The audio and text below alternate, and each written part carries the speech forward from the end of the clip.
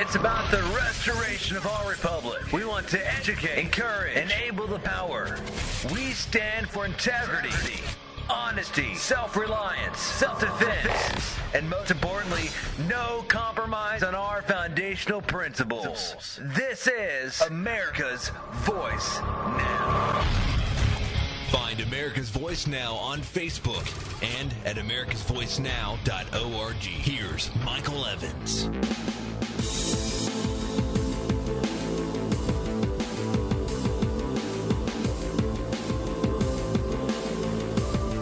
Good morning, America. You're listening to America's Voice Now.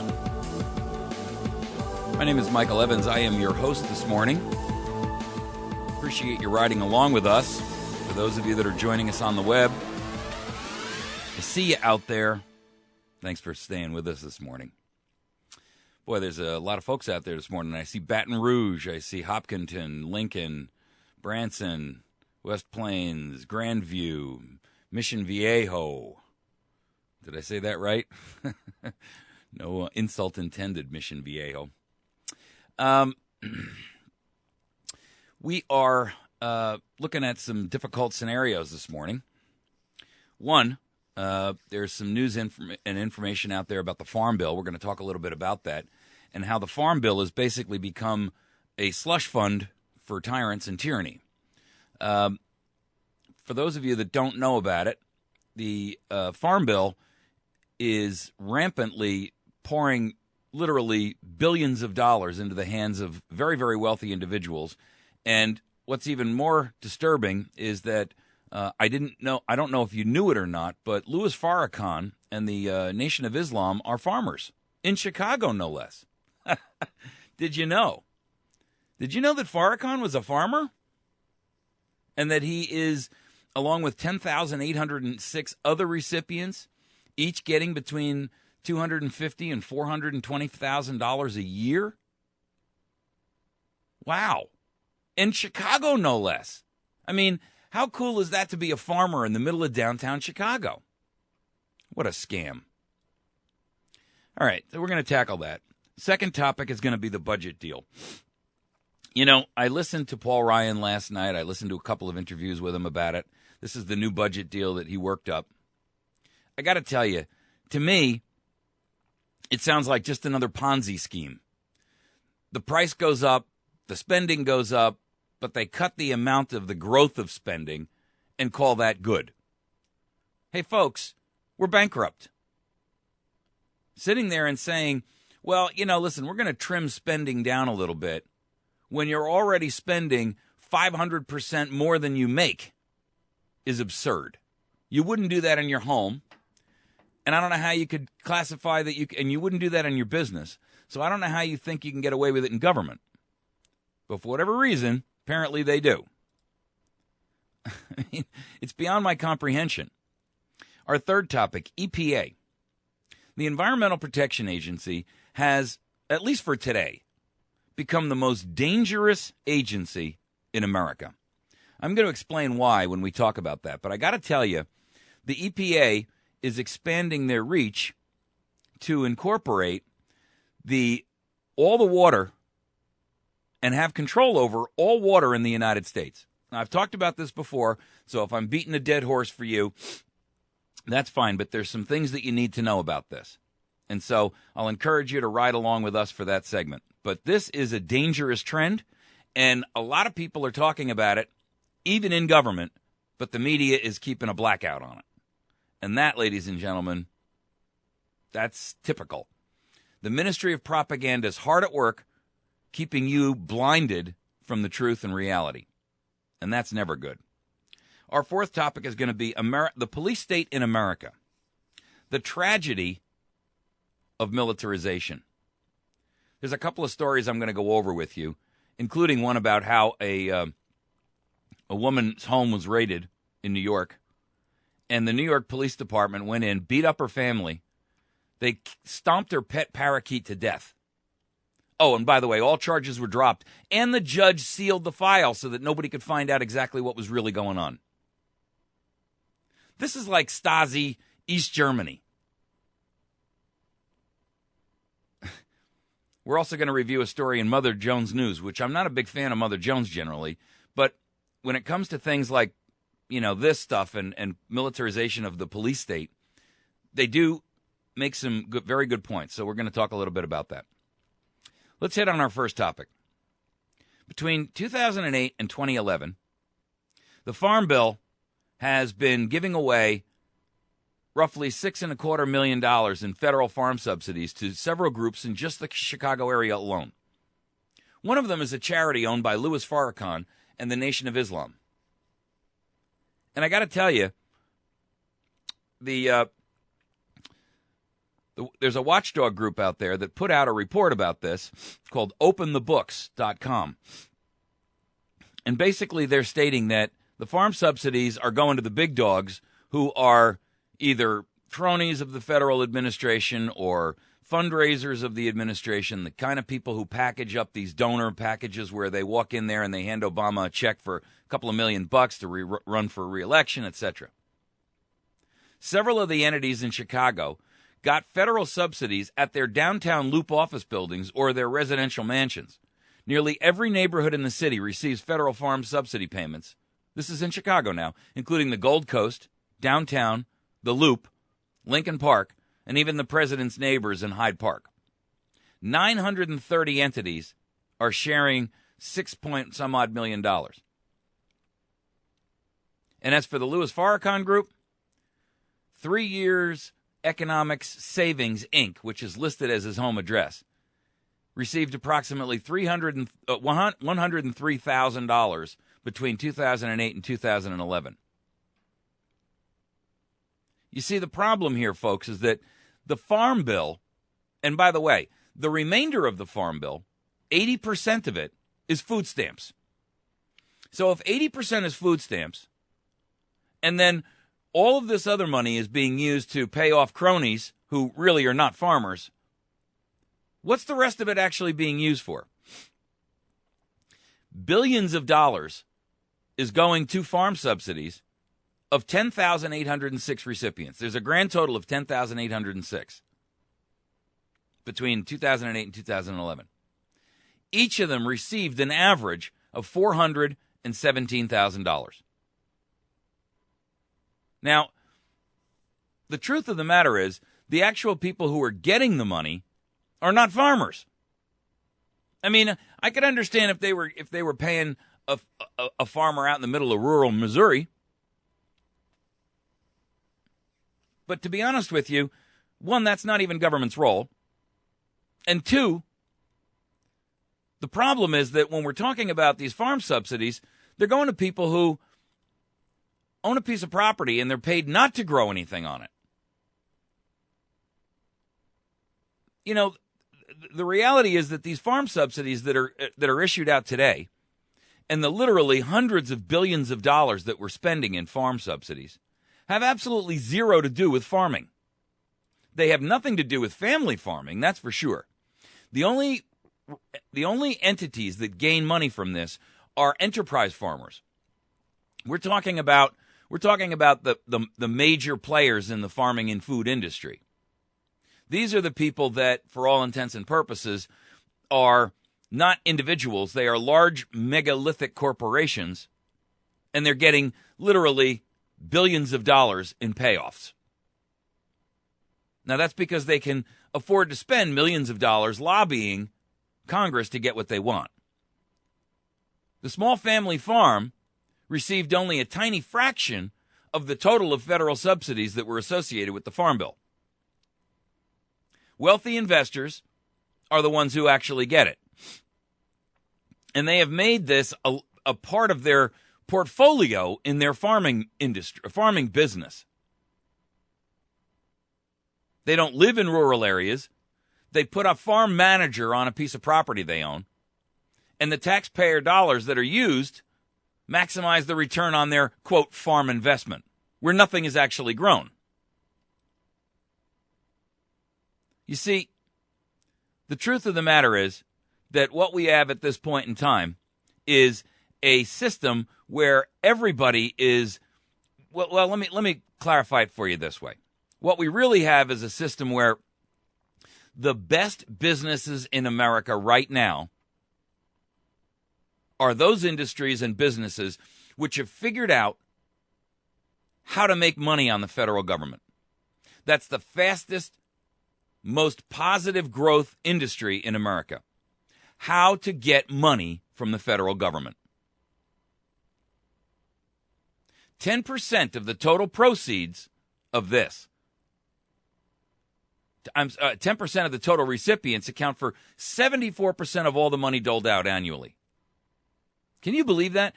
So the top 10% of these farmers, which, by the way, are all, none of them are family farms, not a single one. And they account for or receive 74% of all of the money that is passed out.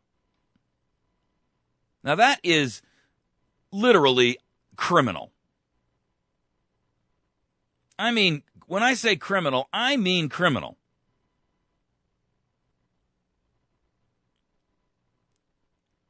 The truth is, the farm subsidy should be ended. The farm bill should never come to pass. Because what the farm bill really is a giveaway. It's a slush fund for tyrants. And it's a slush fund for their cronies and their friends. And it's a slush fund to continue to encourage government tyranny over the American people.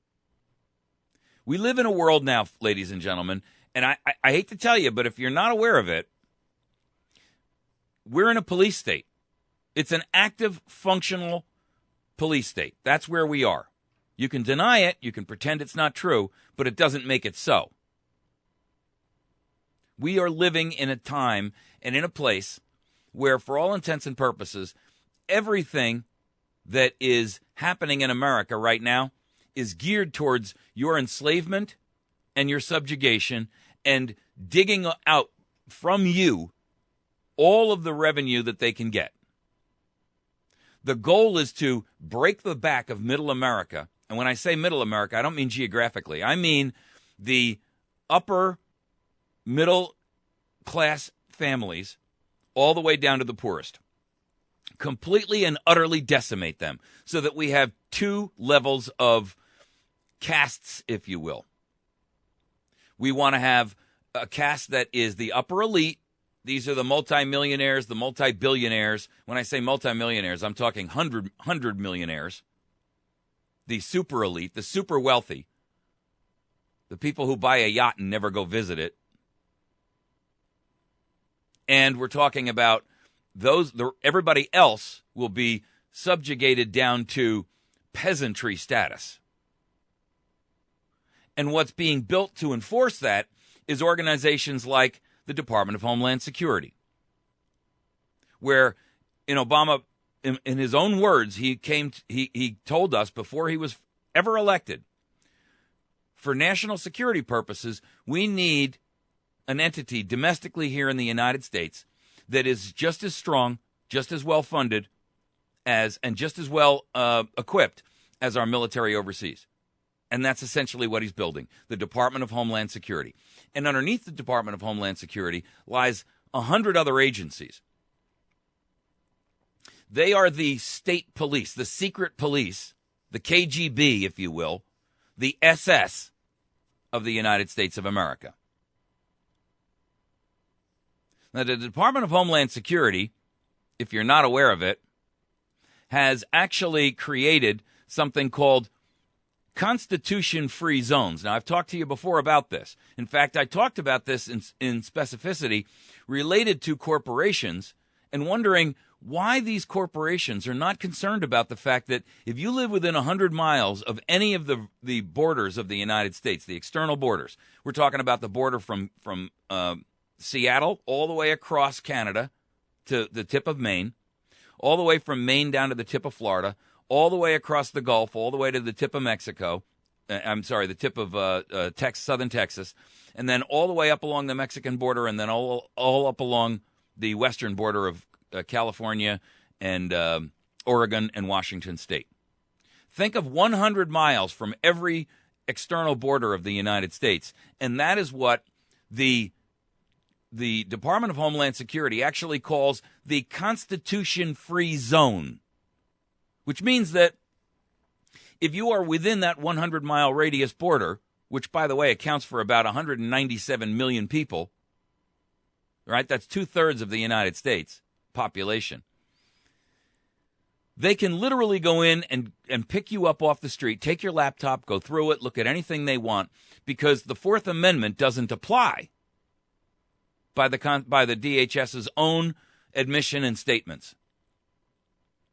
The border includes anywhere where the United States land meets an ocean or borders another nation, including Mexico and Canada, obviously. It includes New York City. It includes Washington and the entire district around it. It includes the entire the cities of Miami. It includes Houston. It includes L.A. It includes Philadelphia. It includes Portland. Any of these major cities that are within 100 miles of water on either coast fall up underneath this. Corpus Christi is part of it. San Antonio is part of it. The entire state of Florida is completely encompassed by it, and it runs all the way up into Atlanta and so forth. And the reason why is because Florida is not even 100 miles across. So basically, the entire state of Florida is a Constitution-free zone, according to the Department of Homeland Security. Now, this is not this is the ACLU coming out and saying this in concert with the Department of Homeland Security. Now, the ACLU is the ones who are fighting against it, but here's my point. When did you ever hear the term Constitution-free zone by the media? Has anybody in any of the news networks talked to you about this? Have you read about it in the Wall Street Journal, the New York Times, the LA Times, the Chicago Tribune, the Miami Herald, the Philadelphia Inquirer? Have you heard about this anywhere in any newspaper?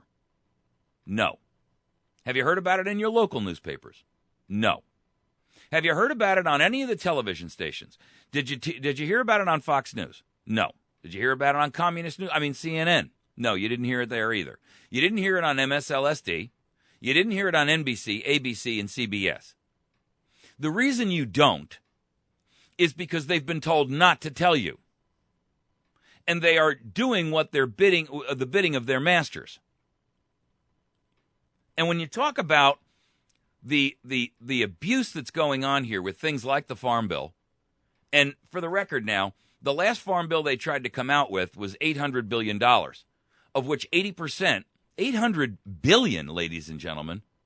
I mean, that's as big as the TARP fund was. Remember the big TARP fund that we had for the collapse in 2008? $875 billion. We're going to bail the banks out. They pissed it all away. We've got nothing to show for it. The Farm Bill is $800 billion. And 80% of that is food stamps. That's about $600 billion. $600 billion for food stamps. I mean, that's a staggering number. I grant you it covers over a period of years. But even if it's 10 years, that's $60 billion a year in food stamps. For a lot of people who, quite honestly, are really not necessarily in need of them, they're just scamming and gaming the system. And when you combine that with what's going on here in these Constitution-free zones, the militarization of our law enforcement systems across the planet, or across the country, when you combine that with what I talked to you about with the other day with the ATF going off rogue and running amok across the country, you got to recognize, ladies and gentlemen, where this is headed. We are in a position where our nation is living under what I would term to be soft tyranny.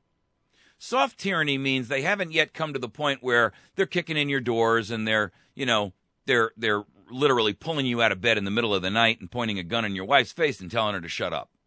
That's hard tyranny. But make no mistake about it.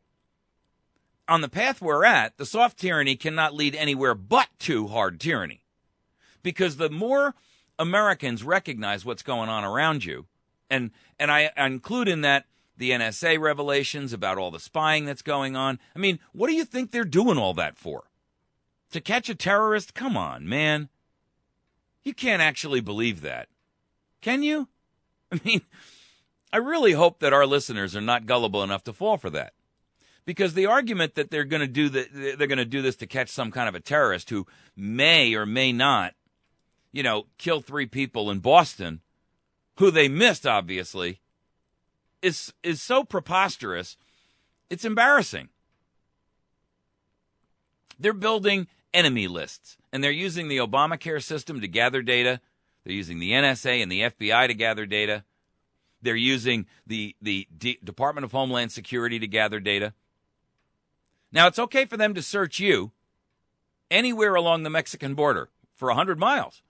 They can pull you over and say, give me that laptop, give me that cell phone, give me that camera. I'm going to look. But they can't catch a single illegal alien, right? I mean, don't you smell the joke of it, folks? You are being set up right now, every one of us. We are all being set up to be turned into peasantry who will be told what to do. I posted an article this morning up on our Facebook page about New York City and how the mayor of New York, Bloomberg, there's a protest planned because he's pushing for mandatory flu vaccines. Excuse me? Mandatory? I mean, what if I don't want a flu vaccine? Doesn't really matter. You got to have one. It's against the law not to get one. Since when? What if I don't want your stupid flu vaccine? What if I want to have a sugary drink that's more than 16 ounces? You see, that's the problem. This is the statist mentality. And they don't care what we think. What their attitude is, we'll tell you what we're going to do, and you're going to like it, even if you don't. If we want your opinion, we'll tell you what it is. The problem, ladies and gentlemen, is that we have become, in fact, I'm going to read you a quote from John Adams because I think it perfectly addresses this issue. Fear is the foundation of most governments. Wow.